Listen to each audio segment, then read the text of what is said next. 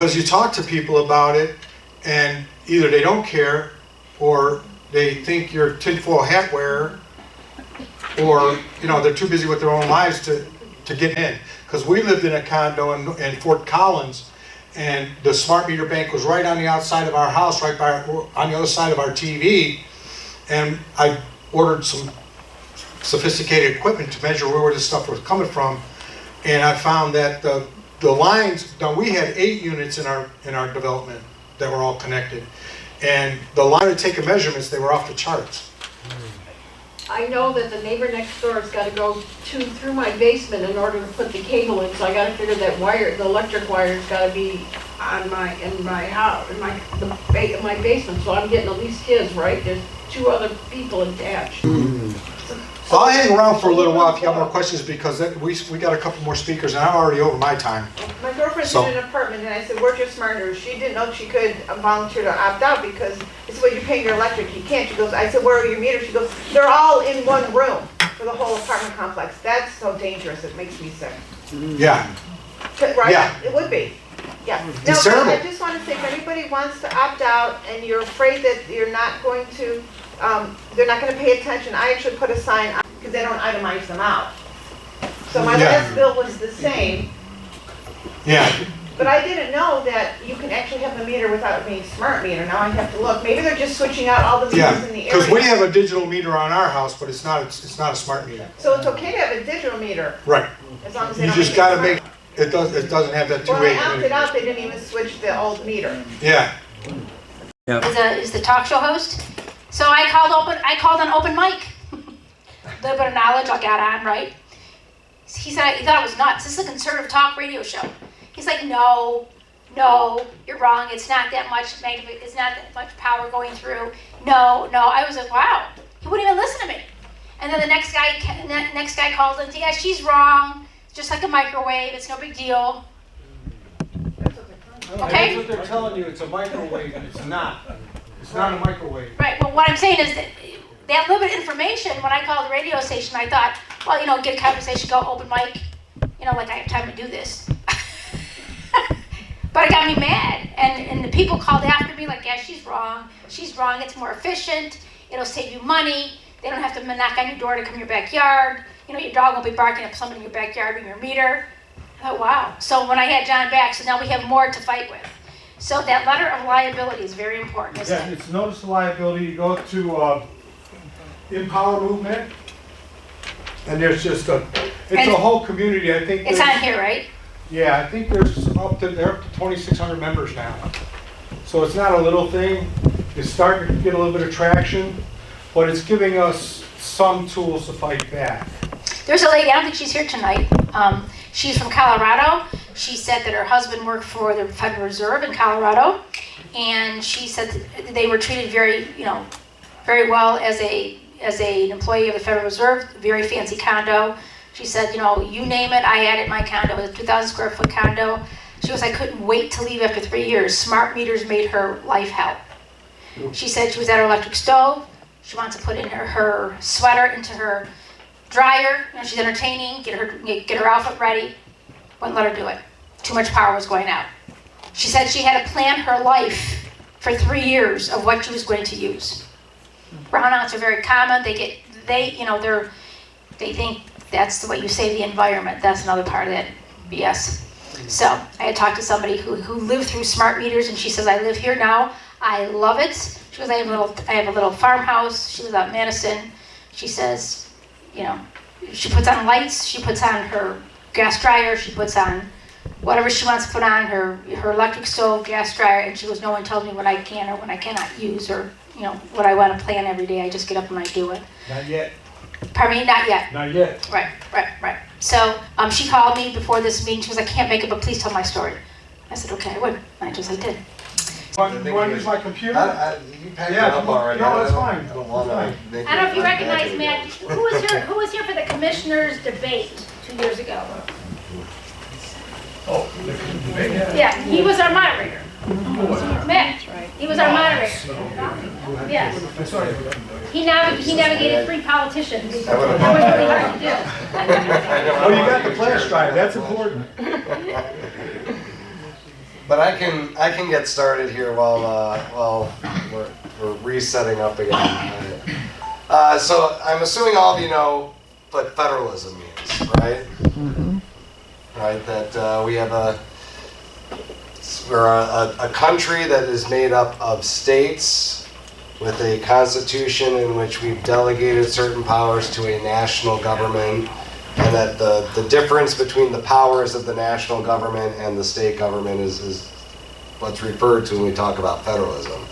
There is a component of that called judicial federalism. And so judicial federalism is a recognition that in our state, in all of the states actually, each of the states has their own constitution. In addition, Okay, Matt, you're up. There you go. thank you. You're welcome. So let me pull up. Now, let me do this.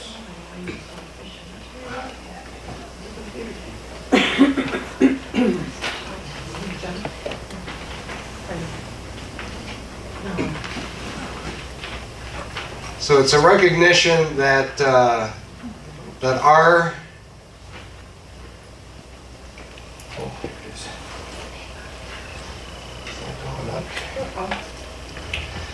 that our Constitution means something.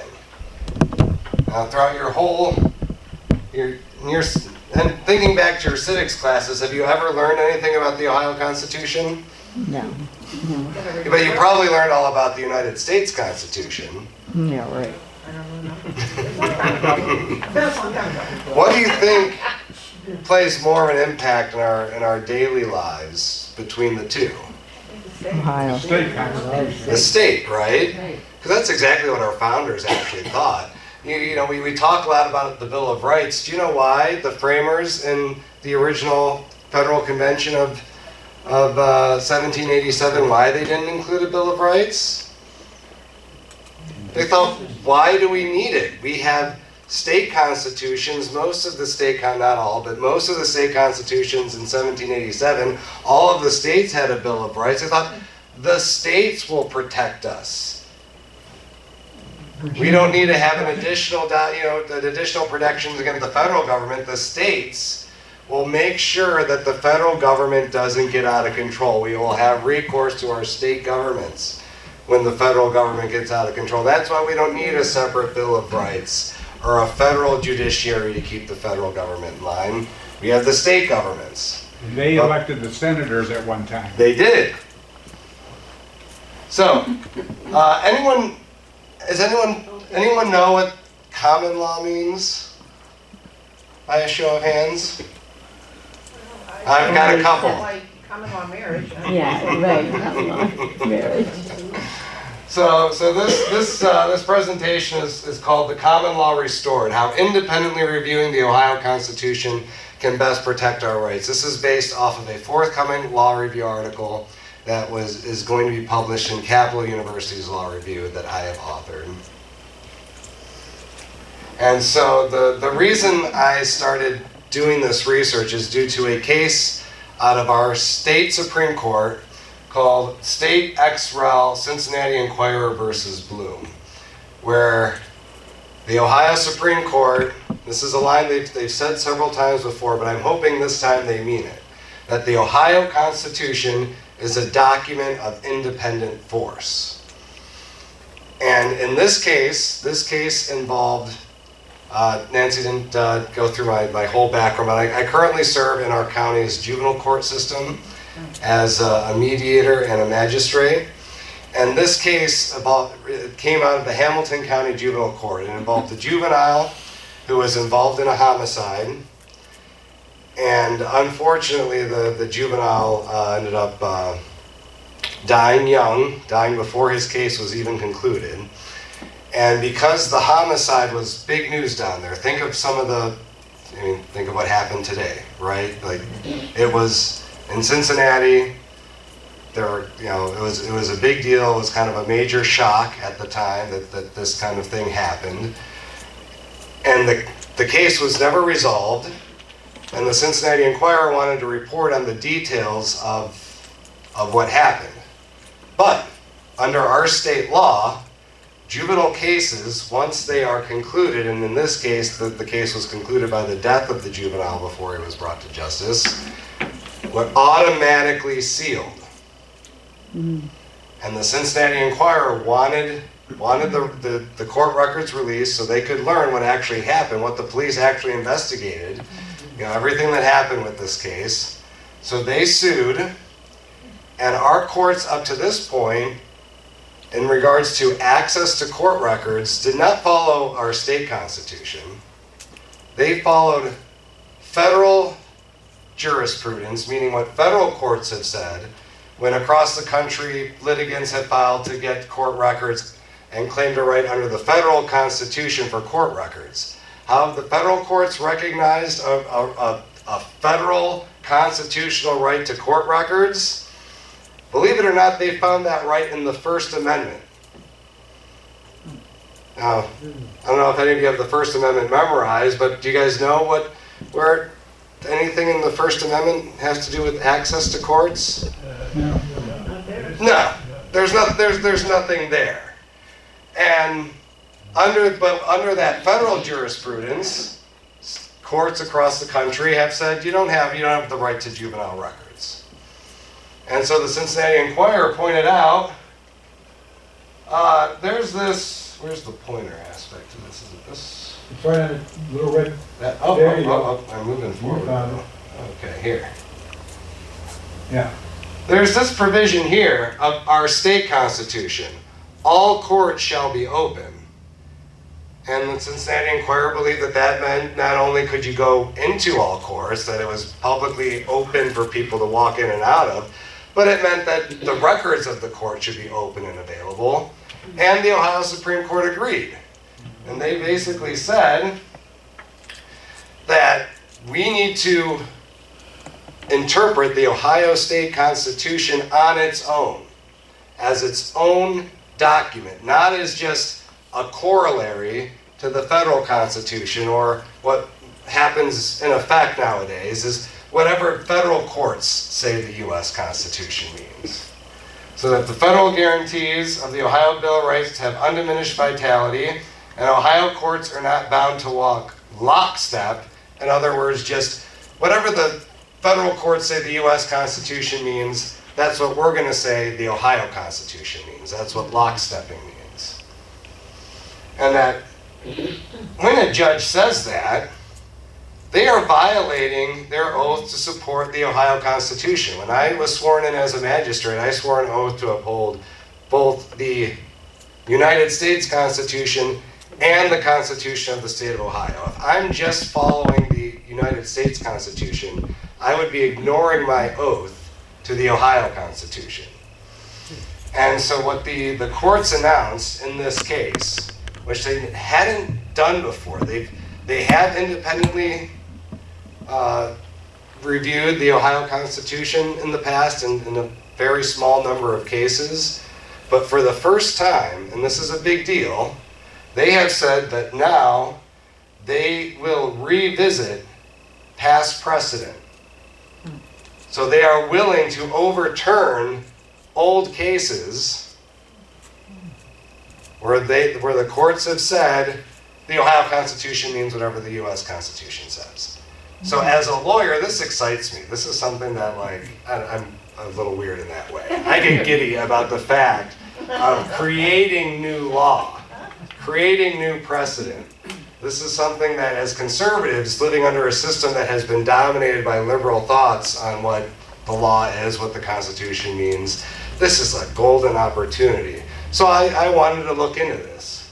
And so I started about this: all courts shall be open. But this provision of the Ohio Constitution, Article 1, Section 16, has a lot more to it. It goes on to say, every person for an injury done him in his land, goods, person, or reputation shall have remedy by due course of law, and shall have justice administered without denial or delay. Suits may be brought against the state in such courts and in such manner as may be provided by law. So I started looking into this, and the first question I asked is this one of those provisions that the Ohio courts have basically been in lockstep with the federal Constitution, and no surprise, it has been. That there is a case from the late 19th century, Adler versus Whitlock. It was a case about where a bunch of a coalition of barkeeps, essentially, challenged the state tax on liquor. And one of the challenges of it was based on this, remedy by due course of law, that they basically said that the state was illegitimately taking their goods, right, their money, in the form of illegitimate taxation, and they didn't have a remedy under due course of law because the tax was so complicated. It was completely couldn't understand it. It was basically a due process violation. And the court in that case said, well, due course of law, that sounds like due process under the 14th Amendment of the Constitution, and we've got federal courts that say you can't challenge taxes under the due process clause, so you can't do that here. And ever since, Ohio courts, whenever a litigant has brought forth this provision here, the rest of this first sentence, the second clause, after all court shall be open, they basically have reviewed it under the 14th Amendment due process jurisprudence of the federal courts. So Justice DeWine, who is the lead author of the Bloom opinion, also has a forthcoming law review article out in which he explains how he would like he and his colleagues on the court to review these types of cases. And he says, first we look at the text, then we look at the history and tradition. So looking at the text here, you'll see that the text of Article 1, Section 16 is very different than the 14th Amendment to the Constitution, which protects all of us in regards to having our life and liberty protected under the from due you can only have it taken under due process. This is talking about something different. This isn't talking just about having our life, liberty, or property taken by the government without due process of law. This is talking about injuries we have. And as our last presentation showed, our injuries don't always come from the government. That we have a right to our land, our goods, our person, our reputation, and if there is an injury to them, we shall have a remedy. And that remedy shall be by the due course of law, and separately,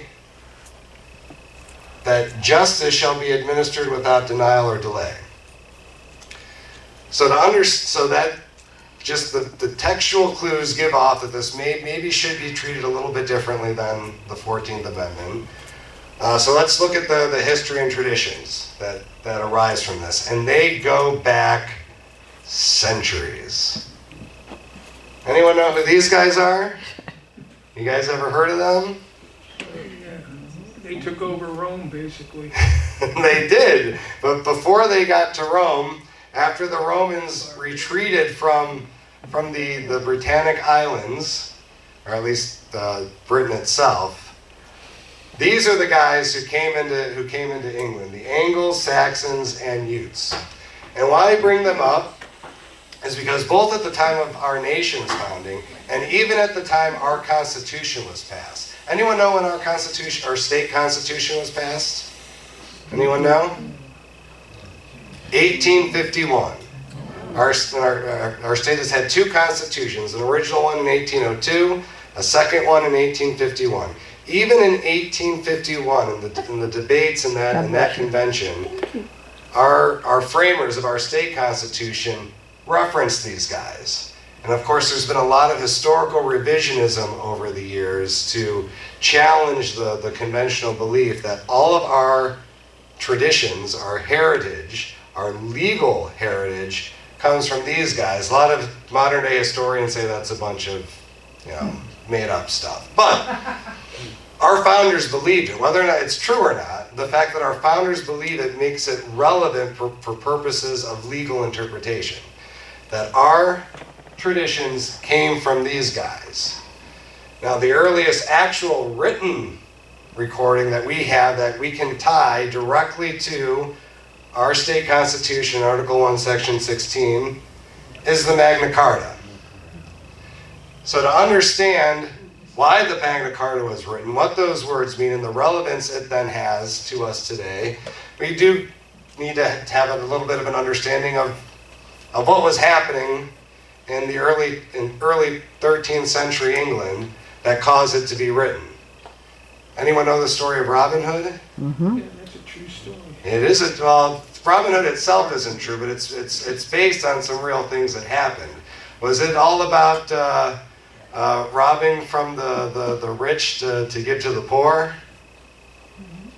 No, it's King John's despicable acts. It was more about King John's despicable acts. It was about robbing from the government to give to the poor. the bad guys in the story of Robin Hood are the government. It's this guy. It's King John. And I know many of the people here might be against the concept of forever wars. So the original forever wars for our history and tradition were the wars between England and France. So I don't know how much you guys may recall your English history. Everyone familiar with William the Conqueror? Mm-hmm. Okay, Duke of Normandy, claimed the kingship of England, conquers England from Normandy and France. Ever since that time, the royal household in England had extensive land holdings in France. And even though they were king in England, as dukes of actually a majority of the land in France, they held that in fealty to the French king, which led to a lot of conflict over roughly 200, almost 400 years, depending on what dates you use. And at this point in time, King John had just lost nearly all of the English possessions in France to Philip II of France. And he did not like that because it was his patrimony. He was related to William the Conqueror, who was the Duke of Normandy, and he lost Normandy to the French. And he wanted to get it back. But he didn't have the money to keep fighting France. So what was he doing? He was taking that money. He was throwing people in prison for not giving him the money he needed. He was sending out his thugs to threaten nobles for money and having them beat them up if they weren't giving them money. He was exiling people out of England so he could take their land and then get all the taxation from that land. That in that feudal system, everyone was basically a tenant of the local lord or duke, that he could get those Magna Carta. And one of the reasons we know that Magna Carta is tied to those Angles, Saxons, and Utes is because the people at the time said it was. The main architect of the Magna Carta was this guy here, the Archbishop of Canterbury, Stephen Langton. He said, hey, I don't like war. I don't want you guys rebelling against the king, but I understand that the king hasn't been doing the right thing. How do we keep him on the right path? How do you guys like the idea of holding him to the ancient traditions of our Anglo-Saxon forebears? And the Baron said, we had freedom under that system. That's what we want to go back to. And that's what the Magna Carta meant to them. And so that was signed in Henry III, who was not old enough to govern the kingdom on his own. And so this is what gave the barons the opportunity to actually enforce Magna Carta, as they said to the minor, Henry III, we'll recognize you as king if you uphold Magna Carta. And so Magna Carta in its final form wasn't finalized until 1225, and in its final form, the language that we can now connect to our state constitution is here. And it says, no free man shall be in future arrested or imprisoned or disseized. I mean, that was the word at the time to take property away from someone. Of his freehold, liberties, or customs, outlawed or exiled or victimized in any other way. And this is how we know what King John was doing that was illegal, because they're the things that they're saying now Henry III can't do anymore. Neither will we attack him or send anyone to attack him, except by the lawful judgment of his peers or by the law of the land. And then the second sentence is what correlates to that justice being not neither delayed or denied. To no one will we sell, to no one will we refuse or delay right or justice. This was another thing King John was doing to earn money. So this is another thing I need to talk about really quickly to understand what the common law is. So at the time in England, every lord was a court unto himself. So whether or not you were a duke, you were an earl, if you were an abbot, if you were a bishop, you held your own court. You had the right to administer cases and all of your property. And everyone on your property was basically a tenant of you. And there are different types of law you would administer in your court. There was feudal law, there was ecclesiastical law that would be administered by the abbots or the bishops in their territories. They still had Roman law. Those laws were kept on. Whether or not they, in what cases they used it is something up to historical debate, but they still had an understanding of Roman law that they would sometimes apply. There were the Germanic laws from the original Angles and Saxons. There were territories that were conquered by the Danes over a period of time in the early Middle Ages, so there was some Danish law that was still being applied at the time.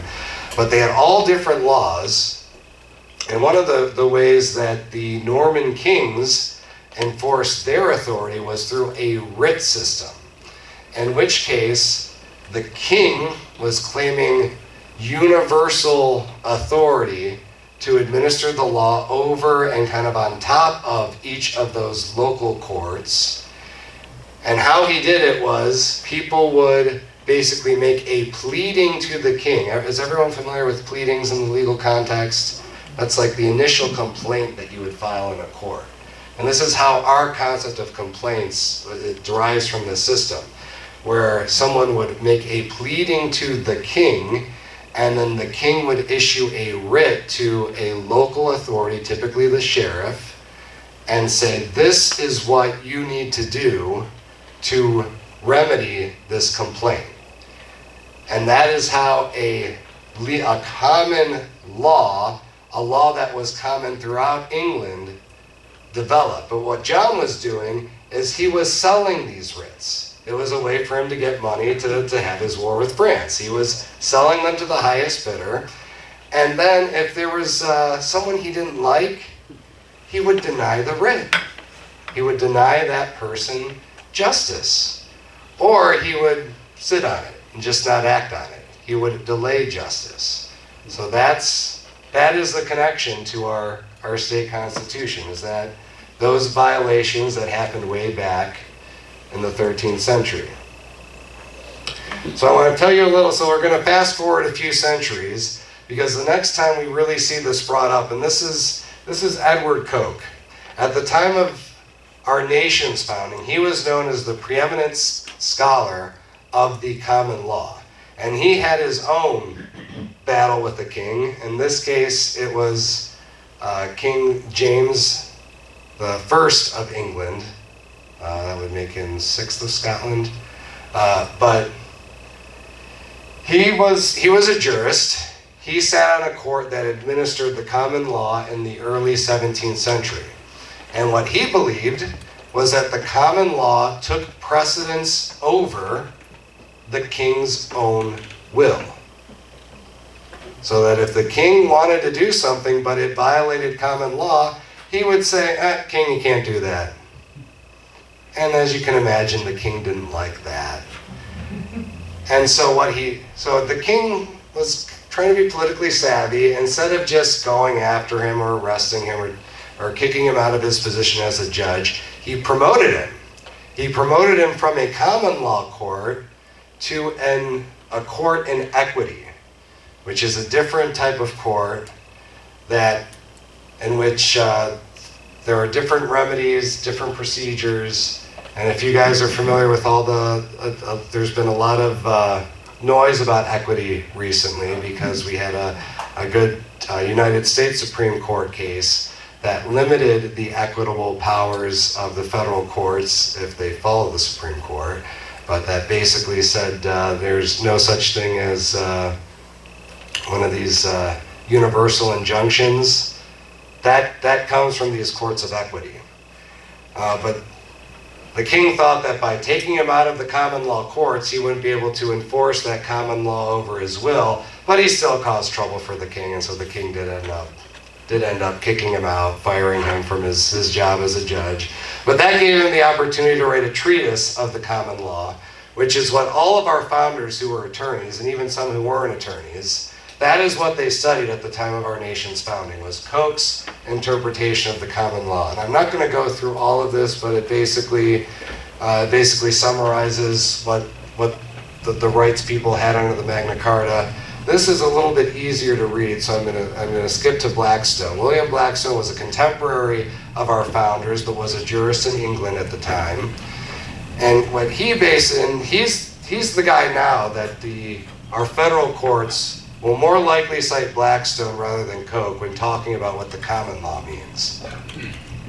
And he separated rights into two different categories. There are absolute rights that exist in the state of nature, and those are your personal security, personal liberty, private property. So personal security includes the right to your life, your health, hearkening back to our last presentation, your reputation. Personal liberty is about freedom of movement, or another way of saying it is freedom from restraint.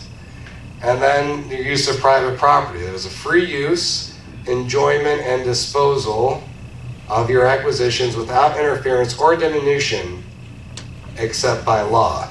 Again, hearkening back to our last presentation, your house is your property to use and enjoy as you see fit in a state of nature.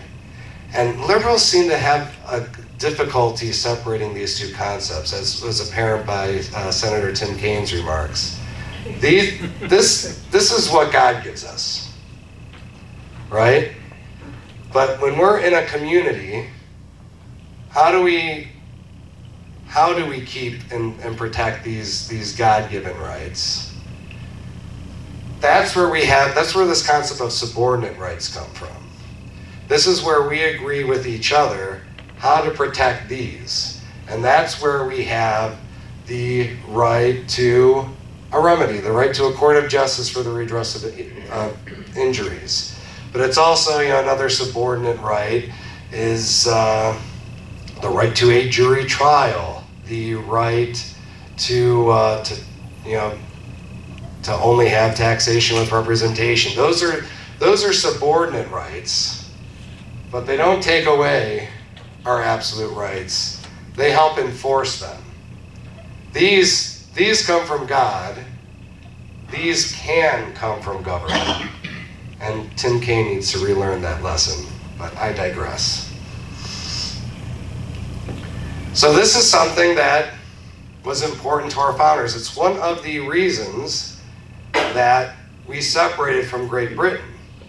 One of the reasons I think the court should be quoting Coke more than Blackstone is because the reason that we separated from the mother country isn't because of the king and we were rebelling against monarchy.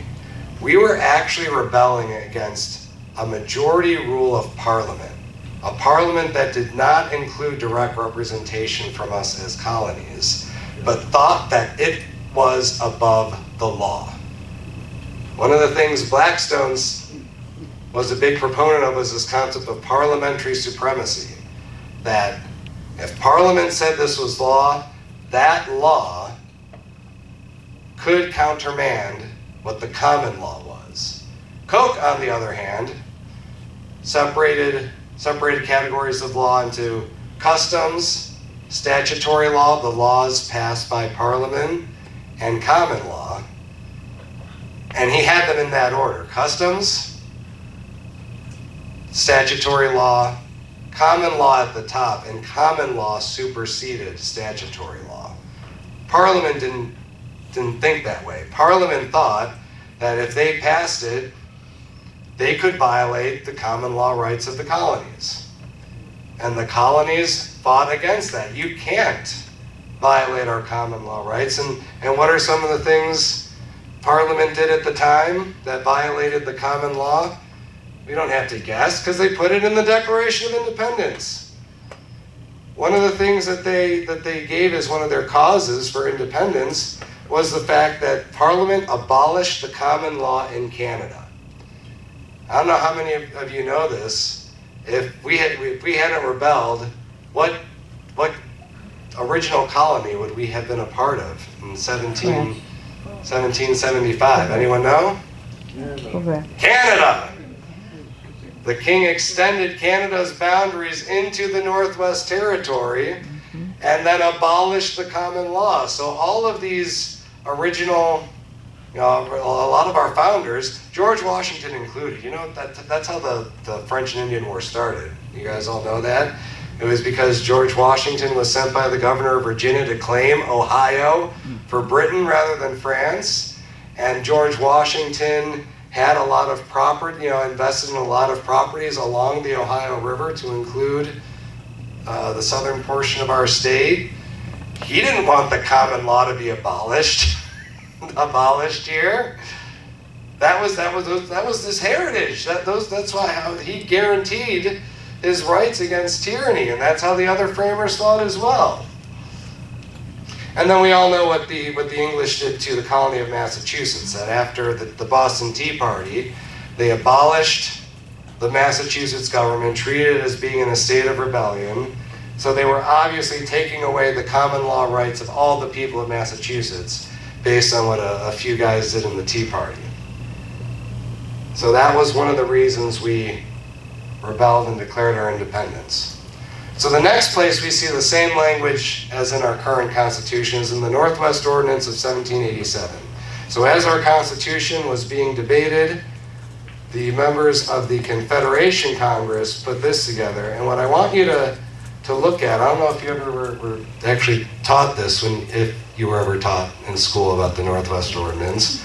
I found this very interesting. The opening of the ordinance is that these articles shall be considered as articles of compact between the original states and the people and states in the Northwest Territory, meaning us, we're Ohioans, forever remain unalterable.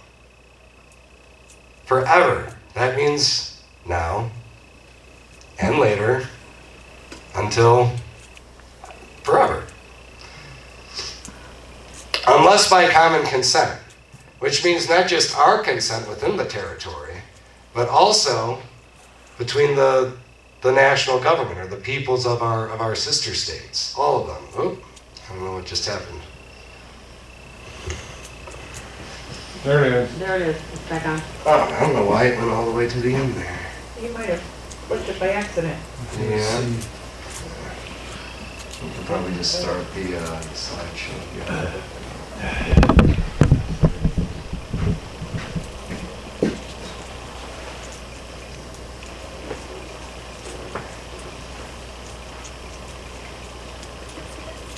Okay, so for purposes, again, a lot of our rights are listed in here, but for purposes of Article 1, Section 16, I just want to focus on this. And of judicial proceedings according to the course of the common law.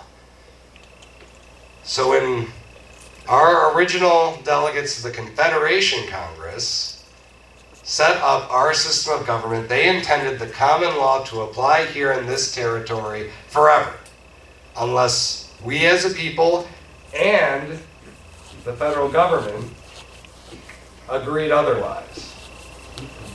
Ran out of battery. Yeah, that's okay. I'm loud. Wait. Yeah, I No, can hear you. it's done. You guys can hear me Yeah. anyways.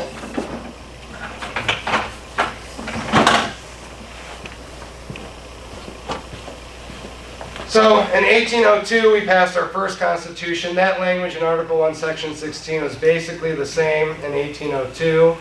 It was just in a different provision of the Constitution. It was moved up in the 1851 Constitution. But that language wasn't something that our original state framers just came up with. It was found in most of the other state constitutions. We actually took it from Tennessee. Tennessee took it from Kentucky. Kentucky took it from Pennsylvania. Pennsylvania took it from Massachusetts. And a few of the other states had very similar language. So how was that enforced originally before the 51 convention? There are a few ways. We're causing flooding, because to build a mill you end up having to dam a river so that the force of that river can be used to generate energy through the mill, right? But what happens when there's bad rainfall and there's that dam there?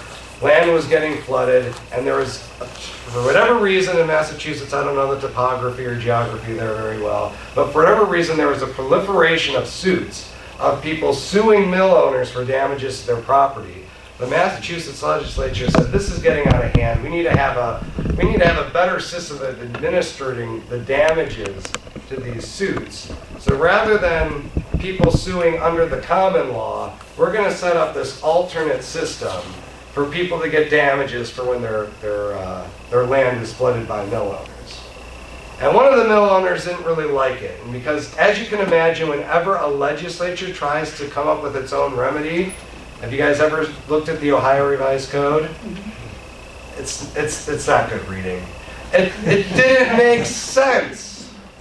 And so one of the mill owners sued, or it was actually one of the, some guy who had his land flooded, sued a mill owner and wanted damages at common law. Common law is easy. We know what it means. We know how to assess damages. We have a jury to do that. I don't want to go through this process of whatever the legislature set up. It's confusing. And so this case went all the way up to the Supreme Judicial Court of Massachusetts, their version of the Supreme Court, under the Massachusetts version of the right to remedy provision that's found in our Constitution. And they basically said the legislature can change common law, can take away a common law remedy as long as they provide another remedy, even if that remedy is confusing and not very good, because you can end up voting other people in to change that law and make it better. So that's called the quid pro quo approach to this constitutional provision. Some other cases that I found were in regards to judicial delays. Another common thing that we still see today is people not wanting to be liable for some of the commitments they make, and especially when there's a economic situation, like a lot of cases I found came out of the panic of 1837. We call these economic downturns depressions now. Back in the 19th century, they were panics. A lot of people didn't have money to pay on their mortgages anymore. Banks were coming in and seizing property. People were complaining to their legislatures. It's not fair. I didn't pay my mortgage and the bank took my home. You can't kick me out of my home. Legislatures, you need to do something for me. A lot of legislatures then passed execution, they suspended judgments relating to foreclosure. So if a bank came to try and foreclose on your property, they were granted the right to foreclose on your property. They wouldn't be able to actually take another person's home for a period of time. You had a lot of cases from this point basically overturning those statutes because it was justice delayed. If you are suspending the execution of a legal judgment, you are delaying justice. It's strictly against this language in all these state constitutions that says justice shall not be delayed.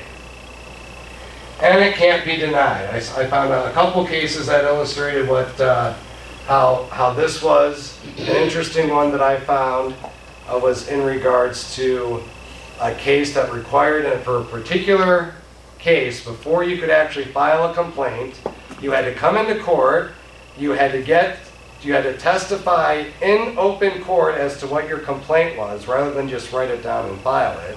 And then for that testimony to be administered in evidence later at the actual trial for that, you had to have 3 witnesses come in to support that testimony.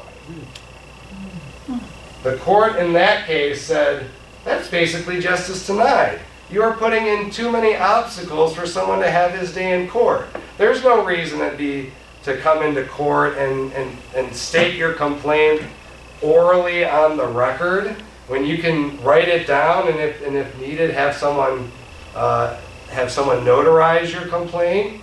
That's just, a notary in an affidavit is the same thing as testifying in open court. Why have people go through that hassle and then have 3 witnesses to support it? That's 3 too many. You could have 1 person testify to something and be credible. So that was effectively justice denied. So those were the examples that when the framers of our state constitution had as to what that clause meant. And that is how our state should be looking at this clause now with those examples in mind. So what does an independent Article 1, Section 16 look like? Does it mean the Ohio legislature can abrogate the common law, meaning take the common law away? I think when you look at the history, the full history, going back to Magna Carta, which our English forebears said the king can't do this because it violates the common law. Koch again, the king can't do this because it violates the common law. Our nation's founders, the king and parliament can't do this because it violates common law. That is what this provision was about, was to keep our legislature, our executive branch officials, whether or not it's a governor or a board of county commissioners or a mayor, whoever the case might be, they cannot violate the common law. It's a law that is above statutory law. But at the very least, it means if you're going to take a right away, you have to replace it with something. If we have a right to our bodily integrity and our health, they can't take that away by mandating that we use a particular type of device that's attached to our homes. They have to give us a way to remedy that. It can't just be you have no choice. So, at the very least, it means that they cannot limit a remedy without offering a replacement.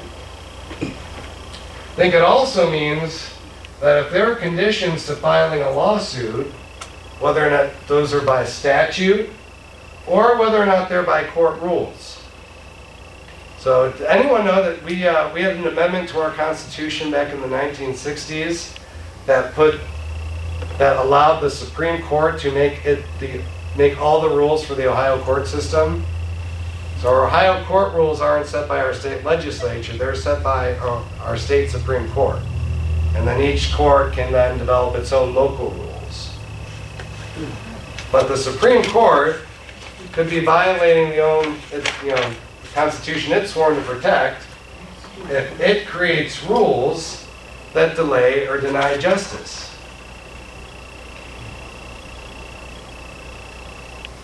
So this is how we take our rights back. The federal government isn't there to protect us in all circumstances. The founders of our state and the framers of our current state constitution did not have that kind of faith in government. They expected us to enforce our own rights in a legal system that allows us access to the courts, to sue when necessary, and that constitutionally we have a right to remedy in our court system when we're injured. And so this is how we take our rights back. It's not by necessarily going to the federal Constitution and the Due Process Clause, but going to our own Constitution. And so I'm hoping that by getting the word out here and more people are aware of it, they know what their rights are, and who knows, we might see some cases coming forth that vindicate this thesis. And I'll take questions now. We only got a couple minutes left. Go ahead. Just as a question, they were talking about that notice to the utilities. Is that a legal notice under the common law? Well, without having looked at it, I can't say whether or not it's legal, but what I can say under this is that if you have a right to remedy to a damage in your person, and these smart meters are causing you ill, you should have a right to remedy under our state constitution for any damages that come from that illness, from the person or company that caused that illness. And if that company is a utility company, or if it's your own city, I live in Painesville, so the city manages our utilities. There should be an action on that. Well, And if state law prohibits you from getting a remedy, that is something that should be challenged under this constitutional provision. but you have a problem with that because proving it. Right. Right, well, you gotta assume you Can I address that? Go ahead. That notice of liability is a legal binding contract, and it is Yeah, upholdable in court. You still wind up in court having to prove it. Well, what they have to do is they have to prove their innocence. Right, when you start hitting them with these notices of liability, then they have to prove that what they're doing isn't causing harm. But there's a mountain of data that proves that it is. From what we know so far, we haven't had a notice of liability go to court. We've had companies threaten that they were gonna go to court with it if they didn't drop the notice of liability. But when people stood on them about it, the companies backed off. They backed off when it comes to notice of liability. So it's a legal binding contract between you and whoever you served it with. And they are required by law to prepare a defense to that. You can't just ignore it. Go ahead, Brian.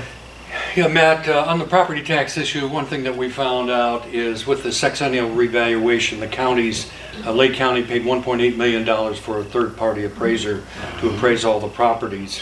When we addressed the third-party company, we said, we'd like to see your calculations. They're saying, no, that's all proprietary information. So what we have said to the officials in Lake County, so let me understand this. You paid $1.8 million to a third party that controls our destiny, but is not accountable to us. That seems like what we were fighting with the Tea Party back in Boston back in the day. Yep. Am I missing something on that?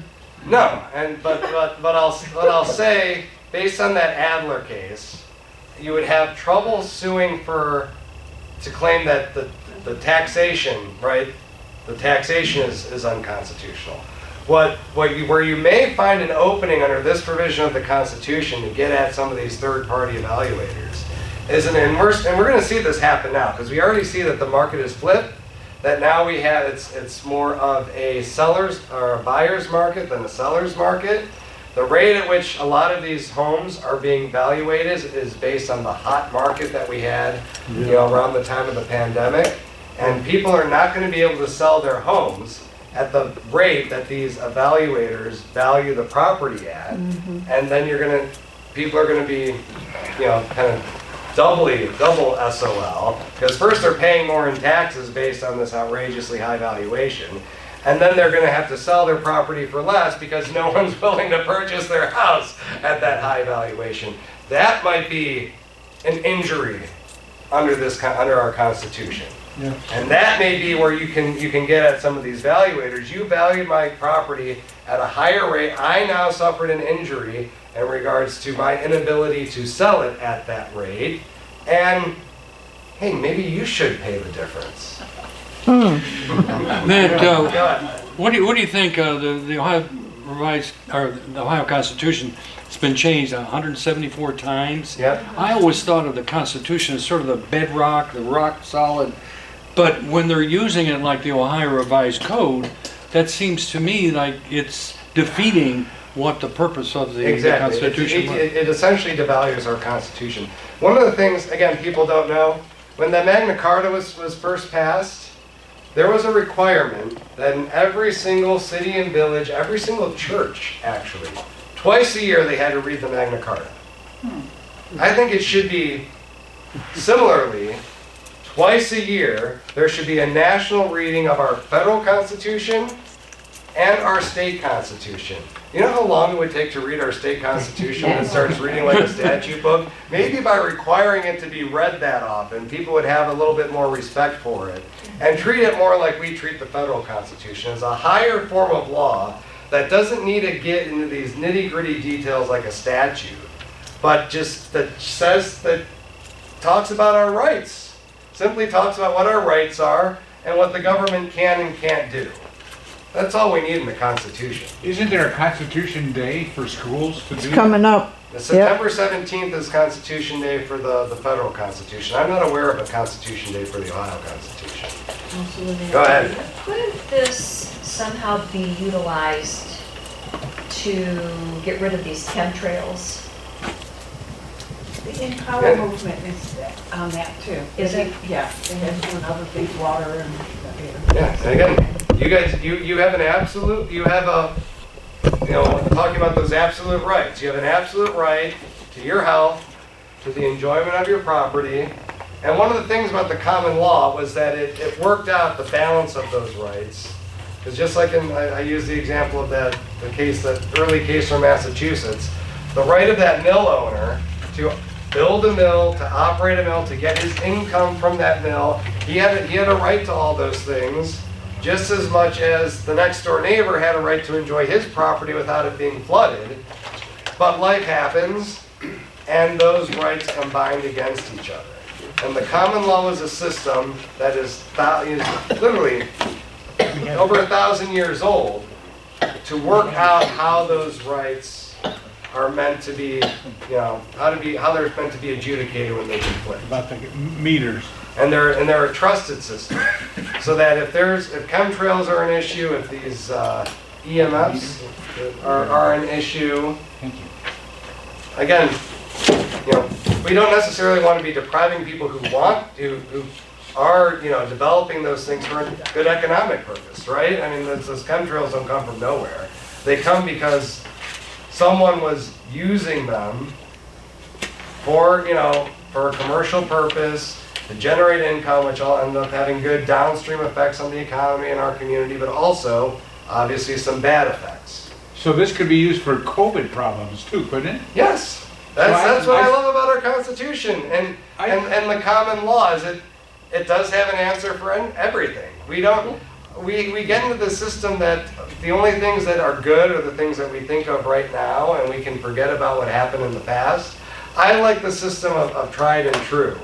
That if something has worked for 1,000 years, it can work for another 1,000 years, especially when you had members of our Confederation Congress saying that they wanted it to continue forever, shall forever remain unalterable, unless changed by common consent.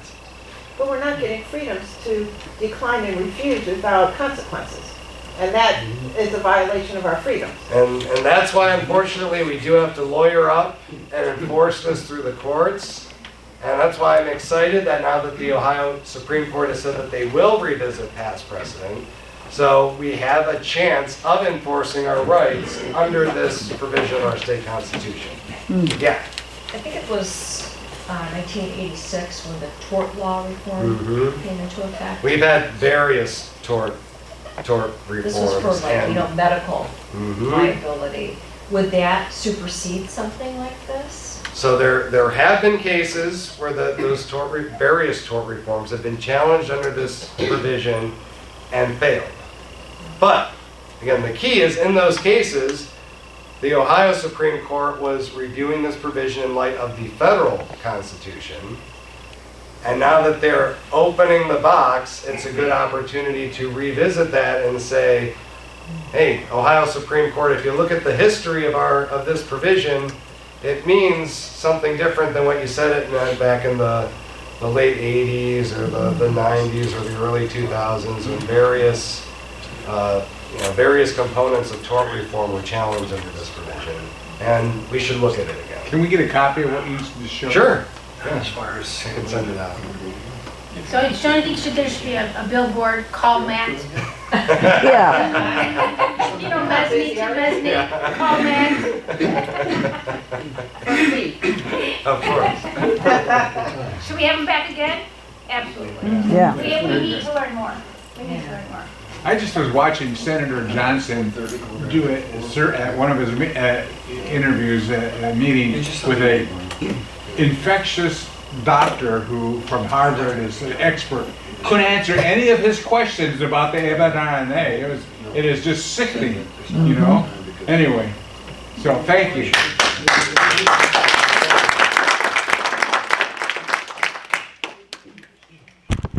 And thank you for letting me Oh, you're borrow welcome. your laptop for this.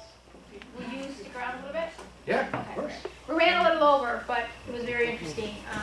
I was going to say something tonight about Steve Bannon and the war room, and who was there for Tom Zawitowski? Again, I'm urging you all to get it. Does everybody get readthepeople.org? Yes. Okay, I'm going to ask you, I'm going to make it short tonight because like I said, we went over. Bannon talked a lot about, there was actually a World War II commemoration with China, India, and Russia. I thought that was kind of funny. Isn't that kind of funny? And South Korea, well, I mean, North Korea, wasn't the little. And guy our you want to call them our talking heads, our Democratic talking heads, really touted that. But yet they did when Trump had his military parade. But yet they really love their military parade. Bannon's telling us, if you just please look it up on WeThePeople.org. I'm urging you because he's asking us to write to President Trump. Like, you know, Israel's a sideshow to a sideshow. Okay? Russia, India, or if I say in China, is our, right now, we are in World War III, right? With the technology. And he's telling President Trump, you need to focus more on MAGA. Even though we're, you know, he's being stopped at every way, which way he can. I'm asking you to go look up Steve Bannon in the War Room, The okay? link is in the email that was out. It is in the email, that's right, thank you, Debbie. And what he would like you to say to President Trump, But he because, doesn't tell you what to say. well, that's the beauty of it. He tells you, no, but if you go through his article, he does tell you that there's a sideshow, which is Israel. So many words he's telling them to stay out of Israel. And yes, Ukraine's a real thing, but no more Mitch McConnell putting all this money into the Ukraine. Right. Please look at this article. I think it's worth reading. You're right, Debbie. You have to read the article. Bannon is telling to Trump, stop looking that way. Look home. And the election in New York City, how do I say his name? Badani? How do I say New York will run the world because New York is such a capital of commerce. If that person gets in, he said, that person will come up with laws that will rule the United States economically. So those are two things that I'm asking you to fast and pray about. There's so much going on right now. I know our heads are just, you know, we heard so much tonight too. But if you have not subscribed to WeThePeople.org, WeThePeopleConvention.org, you need to every day. Every Saturday you have an hour and a half. Who listens to it every Saturday? I do. That is this Saturday. Well, it comes out every Saturday. And what's beautiful is it has little stories on it. You could go to the what minutes of the story that you want. Okay? Tom is a great speaker. We had him. I was very disappointed in our turnout. We only had like 38 people, was it, who took the where's Bernadette? How many people do we have at the picnic? About 30 or 40 people. Okay. Tom is our biggest speaker of the year, and I know July is a rough month. I mean, it's a Saturday, and it's a summer. I'm not so sure we should have Tom at a picnic anymore because there's a lot of work that goes into that picnic, and he has so much to say. I'm thinking of moving him to a regular meeting because he's on every Saturday. He has 10, 12 stories. He's met with Trump. He was with Charlie Kirk 2 weeks ago. How sad that is. So, and Charlie Kirk was supposed to be in Cleveland in 2 weeks from now. Do you know that? Yeah, I did know that. Yeah. So I'm urging you to go. If he could actually synopsize the week up for you for conservatives and what you should do. But I'm urging you to see what he says about China, Russia, and India together, flexing their muscles at their military parade, letting us know we're the next superpower. United States, stand down. Very interesting. Our next, real quick, I promised to let Linda O'Brien come on up. And your Marcel for Molly. Molly, that's right. So you could come on up right next. Cash Patel said the shooter of Perk has been captured. I heard that just now. No, when was that? Because when I left, it was not. No, Nobody it was knew. just now. Like Since we've been here. Yeah, Okay, Somebody's on their phone. so go ahead. oh, yes, immediately. All right, by show of hands, who lives in the Mentor School District? All right, good. Now, those of you that have raised your hands, number one, I'm gonna ask you to vote, but number two, I want you, if you, and I know you already have a sign, but if you would take a sign and put it in your yard. And those of you who don't live in the Mentor School Districts, maybe you could just take a sign and give it to a friend of yours that does live in the yard. Because after 5 years of going to the school board and telling them that they were wrong about everything, I decided to go and join the school board fight from inside. So I'm gonna be on the ballot. Now, here's the thing about the ballot this year. There's 3 positions open for school board in Mentor. All right? I have teamed up with 2 guys. That's Bob Izzo, he's the chief deputy for the sheriff. He brings in the law side of all this. Don Schutz, who's a 30-year teacher and football coach, retired. And then so he knows the educational system inside and out. And me, who focused on change management organizationally, we have united our holding hands, basically, saying, let's all get in there. We will have the majority, and we will flip this school. Enough of the woke nonsense. Enough of these kids not measuring up in anything. I mean, they're not measuring up in math, they're not measuring up in science, they're not measuring up in lit. I can tell you that there's almost no emphasis on history, which is why everybody comes to Liberty Camp. So, it's for you in the back. If nothing else, please take one so you know who we are, because people are talking about this, and they've got, the left is feeding them all kinds of lies. Share them with people. We're gonna only win this race by a grassroots effort. We're gonna only win this race by people telling people why it's important. We've got to take these kids back. They, it's like that guy, that crazy rapper Diddy, it's not a joke. They are looking forward to a really sad situation. So I'll leave it at that, but I appreciate your time, and I hope that you'll help us in any way that you can. Thanks.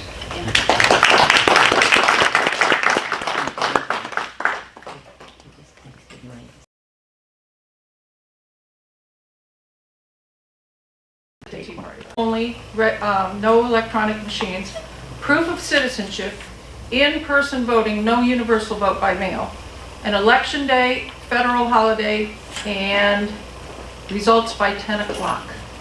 So I came to ask you to sign his petition to get out on the primary ballot next May.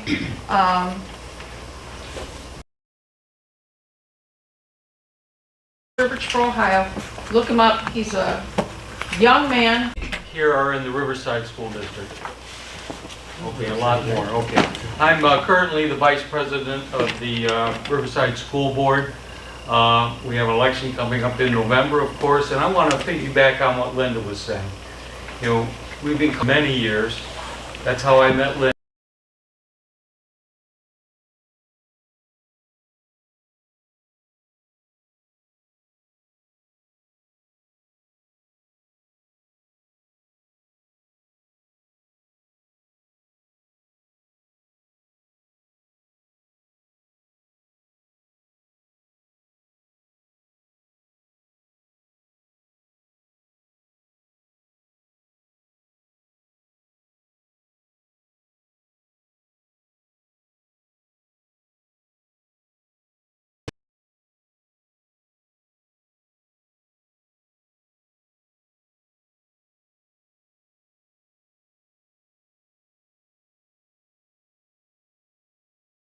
homes from government bondage and being rented to the government. So we need help we need circulators.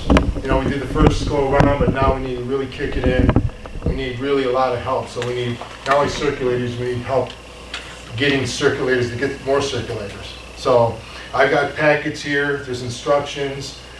There's also a lot of them here I can give them to you to start.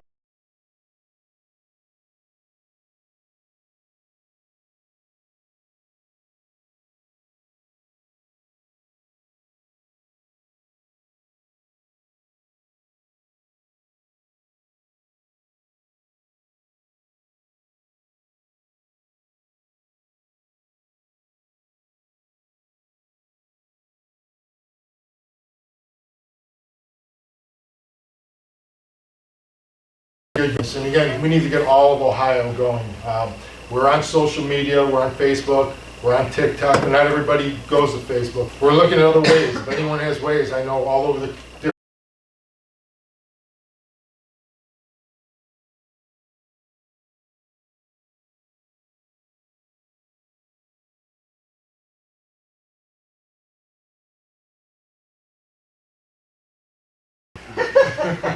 And then talk about your The funding